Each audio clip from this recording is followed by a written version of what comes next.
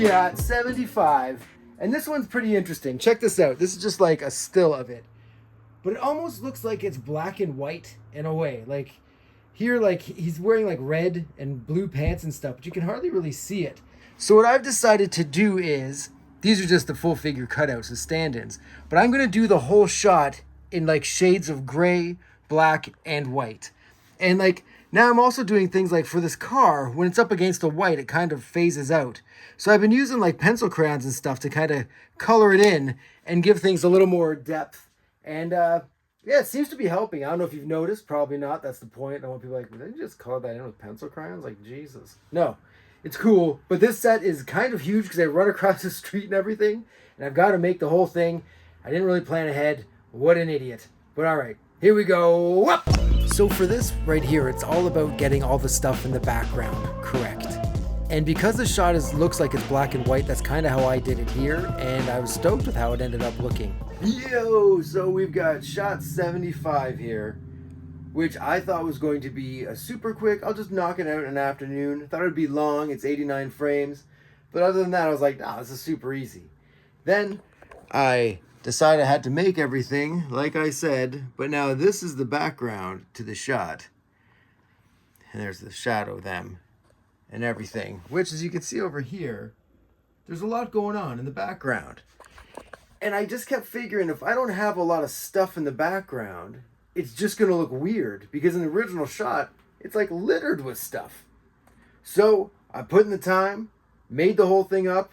It's all laid out now. I think it's going to work the way I want it to work. And we're about to start shooting. So all right, kids, here we go. Hands in. Push out. Here's one more thing I just wanted to show you before getting started. It's obviously a different day because I have a different shirt on. But originally, I only had the bad guy in black. This is him all squinched up. It's all his pieces.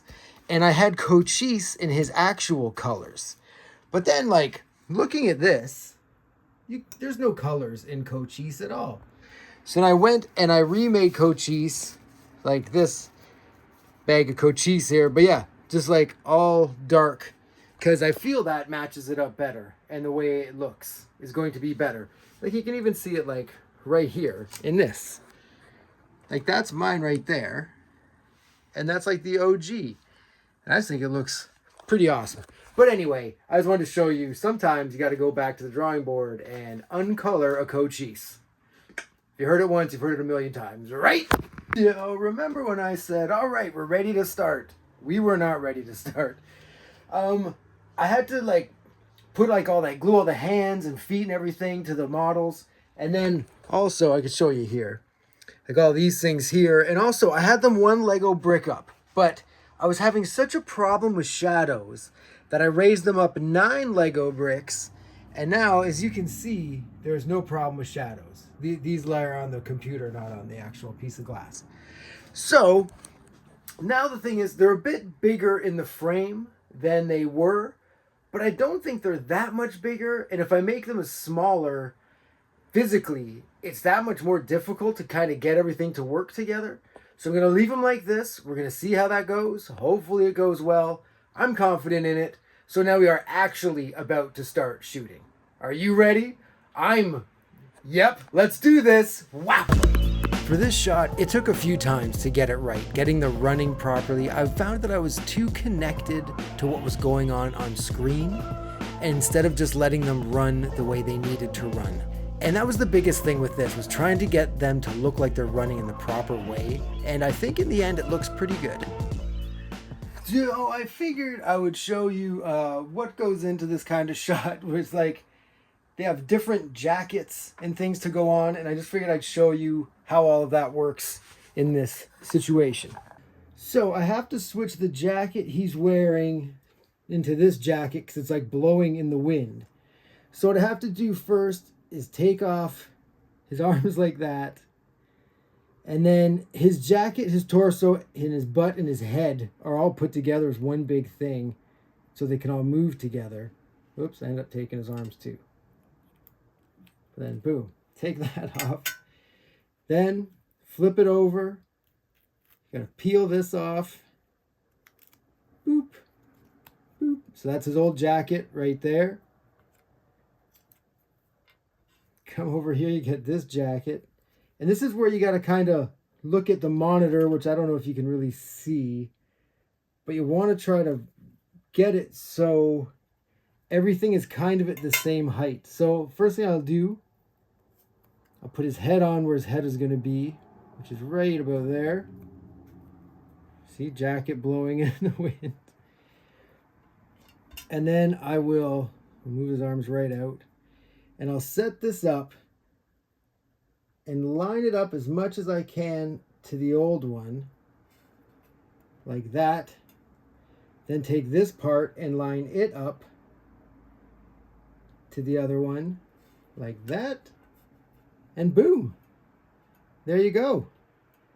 These legs, of course, have got to go up on top. So that's a whole other thing. But then I just like replace everything I just took off. Here his arms are going to be more bent. Put his arm on there like that. Take off the top legs. So this leg he's about to put down. And that means that this leg is kicking up.